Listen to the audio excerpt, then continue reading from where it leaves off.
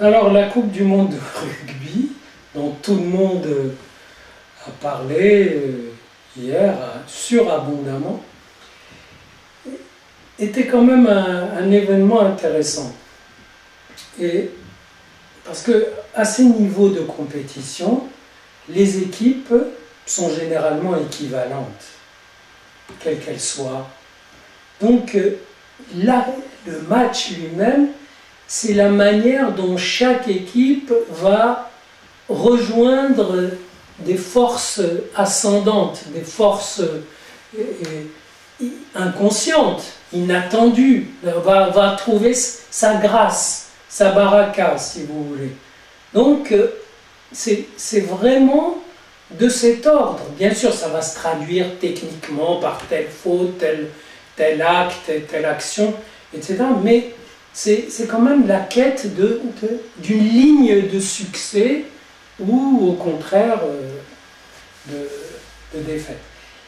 Or, cette équipe de France, elle a été en zigzag, c'est-à-dire que ce n'était pas un investissement sûr que d'investir sur elle pour la victoire, j'entends. On pouvait les mordus pouvaient la soutenir, voilà, souhaiter la victoire, mais ça n'était fondé que sur l'hypothèse que cette grâce serait au rendez-vous, et une grâce qui serait vraiment formidable. Or, si vous voulez, il y a eu quelques succès qui ont pu la porter. Donc, ça confirme que dans la vie, le succès est un facteur thérapeutique formidable. C'est-à-dire, si vous êtes mal en point, que vous réussissez un truc, puis un autre truc, là vous êtes presque à moitié guéri. Ça veut dire que vous êtes rappelé à vous-même et à vos potentiels créatifs. Puis donc il y a eu assez de succès, mais là il fallait mobiliser une grâce, presque une bénédiction, voilà, un coup heureux qui puisse contrebalancer quelque chose qui était énorme, qui était la présence de ce peuple chez lui, organisant la coupe et voulant la voir.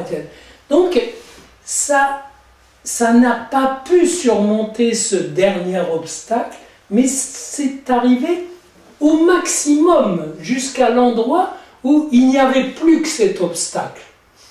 Vous voyez, la présence d'un peuple et voilà, le fait qu'il était chez lui, etc. Or, souvenez-vous, dans la Coupe de football, dans la Coupe du Monde, que l'équipe de foot française a gagné à Paris, chez elle, elle a été portée par ce peuple. C'est-à-dire que ses qualités n'étaient pas extraordinairement supérieures aux autres, à l'équipe rivale ou même aux autres équipes rivales. Mais le mouvement du peuple l'a vraiment portée jusqu'à l'obliger à croire en elle-même plus qu'elle ne croyait. Et c'est ça qui a manqué, là. Il a manqué quelque chose qui non seulement les porte, les supporte, mais les force à croire en eux-mêmes au-delà de toute raison. Et là, ils n'ont pas pu. Ça s'est joué au minimum, c'est-à-dire à un point près.